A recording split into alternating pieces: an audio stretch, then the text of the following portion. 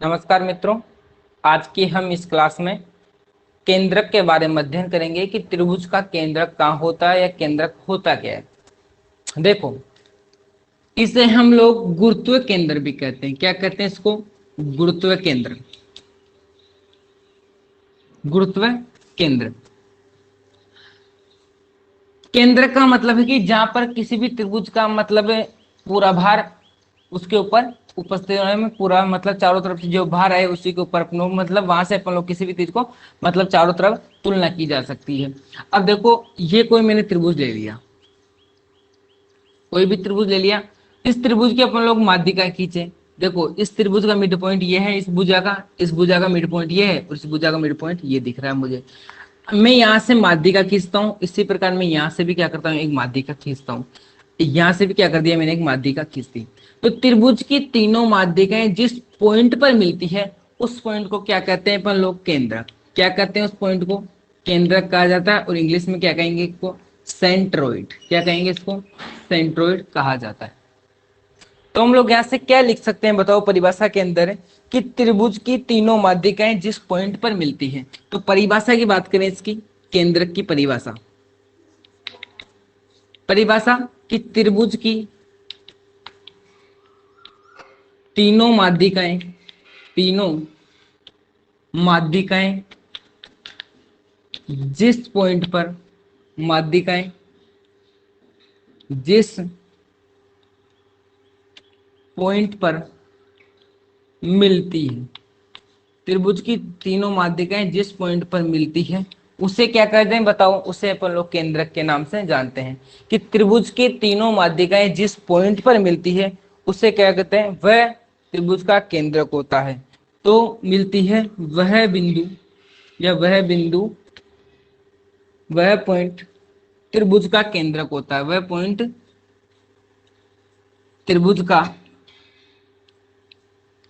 केंद्रक कहलाता है। त्रिभुज का केंद्रक मतलब सेंट्रोइड, सेंट्रोइड कहलाता है। कौन सा पॉइंट कहलाएगा त्रिभुज का केंद्रक? जो भुजा मतलब तीनों भुजा मतलब तीनों जो माध्यिकाएं जिस पॉइंट पर मिलेगी वो पॉइंट क्या कहलाएगा? त्रिभुज का केंद्रक कहलाएगा।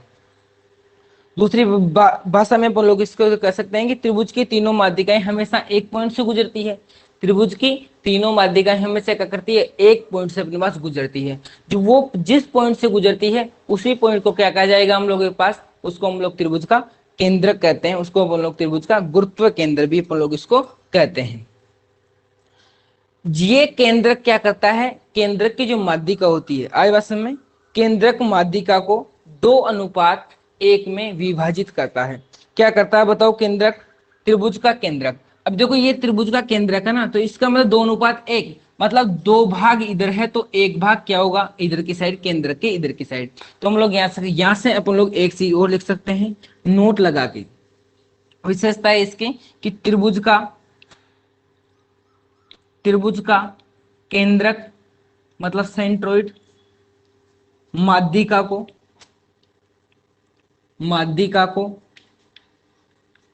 2:1 में विभाजित करता है।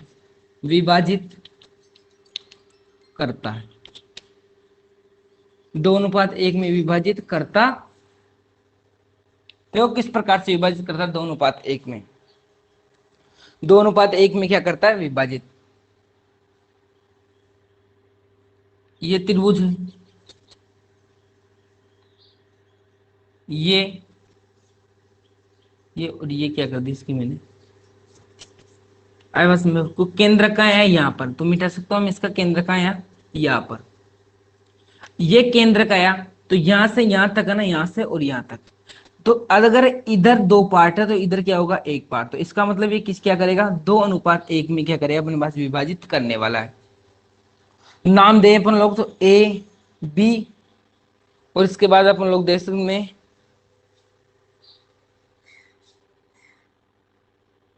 सी और डी। और इसको अपन लोग जी मतलब गुरुत्व केंद्र कह सकते हैं। इसको अपन लोग क्या कह सकते हैं? जी के नाम से जानते हैं। जो गुरुत्व केंद्र होता है वो क्या करता है? 2:1 में विभाजित करता है। तो इसका मतलब लिख सकते हैं हम लोग ए जी है, ए जी। बस में ए और जी। इसी प्रकार अनुपात GD, तो दोनों का अनुपात वो क्या करता है, 2:1 होता है।